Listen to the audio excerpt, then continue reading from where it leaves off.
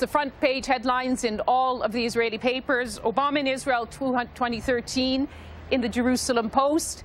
The man who wrote the first editorial, "Welcome, Mr. President," is the former executive editor of the Jerusalem Post, Amos Asael, who joins us here, the fellow from the Shalom Hartman Institute. Welcome, and why do you say welcome, Mr. President? What will Israelis be saying to him? I think there is a sense of appeasement up in the air after Iraqi start, back when Obama took power, and shortly after that delivered his Cairo speech, which left many Israelis taken aback because they felt that he attacked them there and in front of a hostile audience, and without giving them a right of reply, or indeed even without paying them at least a courtesy visit at the same time. Since then, so much has happened. Both he and Benjamin Netanyahu have been humbled. Obama has been humbled by events in the Middle East, which has since then changed beyond recognition. His host at the time, President Mubarak, is jailed. His neighbor Gaddafi has been slain. Other leaders have been exiled. In Syria, there is a civil war raging, and all this is by no means the Middle East that he had in mind, that he portrayed in Cairo. This is how Obama has been humbled. And Netanyahu has been humbled by the election results here, and these are the general circumstances in which he arrives here. But even though there's been strains in the relationship and personal strains between Mr. Netanyahu and Mr. Obama, the reality is that the United States has continued to give a lot of support to Israel, certainly on the military side. It's very significant that the first thing that Mr. Obama see will be the Iron Dome, the anti-missile system that was so important during the Gaza war. So when it comes to what really matters, America has been standing by Israel. Absolutely, and moreover, Obama's own personal attitude has transformed over those 4 years, as you suggest. And I think that the Israeli person, the mainstream Israeli, realizes this and is expecting now Obama to work some of the charm from which he's become so famous. And this is why you can tell that there is a sense in the streets here that a celebrity is arriving.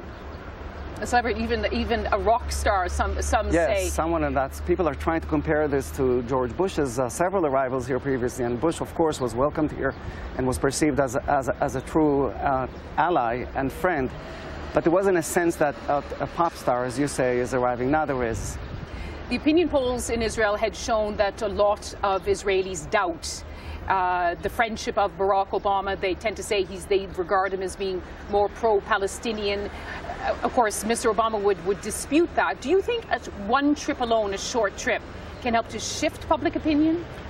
I think it will not necessarily take people with an extreme view and turn it over, but most people are somewhere in the middle, can indeed be persuaded by a well-managed visit here that Barack Obama is their friend and certainly not their enemy. And I think this is what he's out to accomplish.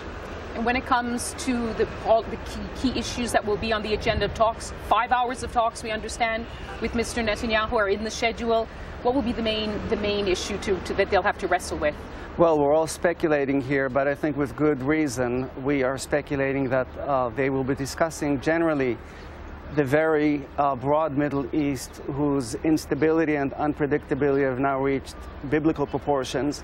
And they will be discussing Iran, an issue on which I think the gaps between Netanyahu and Obama have narrowed considerably in recent years. So I think they will emerge from these talks with quite a bit of harmony. Because some say that it's Mr. Netanyahu regards action against Iran's nuclear program almost as a mission for the Jewish people. Well, it's all based on only his rhetoric, and I think that the rhetoric in its own right is a novelty in Israel's attitude to such situations. Previously, for instance, when Menachem Begin attacked in 1981 the Iraqi nuclear reactor, or more recently when reportedly there was Israeli action against a nuclear reactor in Syria, there was no talk prior to those attacks, and they just were waged. This time around, there is so much talk that one wonders whether it is not really meant to camouflage actually quite a bit of harmony between Israel and the U.S. on this issue. And growing anxiety here about what's happening in Syria on your borders? Yes, I think that's a much more urgent concern here.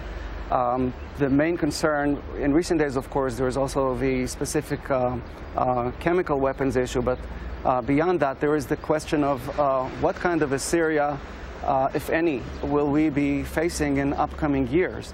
The situation right now is so uncertain that people aren't even sure what the names of the countries that Israel will be neighboring in upcoming years will be. Mattatzel, thank you very much for joining us here in Jerusalem. Just not long now before the visit actually starts, Barack Obama's two-day visit here to the State of Israel, also to the Palestinian territories, and then he'll go on to Jordan. We'll provide live coverage here on BBC World. But now, back to you in London.